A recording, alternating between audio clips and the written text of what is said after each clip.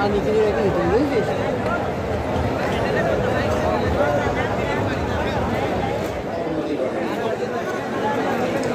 লালন যে জায়গাটা থেকে দেখিয়ে দিয়েছিলেন মানুষকে ভালোবাসা, আবার এই সাম্রাজ্য এই অঞ্চলের মধ্যে দিয়ে এই মানুষের মাঝে কিছু অবস্থিত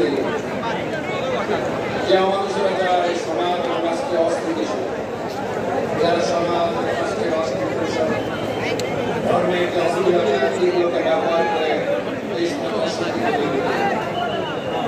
কালকে যখন আমি এখানে আসি তখন ফেসবুকে দেখলাম কোনো একজন আল্লাহ তাকে ক্ষমা করুন, তার কথা আমাদের কোনো রাগ নেই, তিনি উদ্দেশ্যে লিখেছেন আমাদের উদ্দেশ্য বিশেষ করে আমাদের রাস্তায় করতে চাই ফেসবুকে একটা পদদলিত হয়ে এই সেউলিয়ার আশ্রমে এই লালনের মিলন মেলা দুইজন মানুষের জীবন হয়েছে। চমৎকার এই মিথ্যার বিরুদ্ধে আমাদের সংগঠন দাঁড়িয়েছে।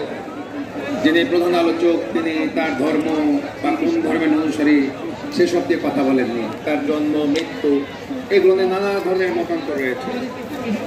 মূলত লালন সাহেবের মৃত্যুর পরে তার শিষ্যদের মুখ থেকে শোনা কথা দিয়েই পরবর্তী জীবনে লালনকে চিত্রায়িত করার চেষ্টা করা হয়েছে।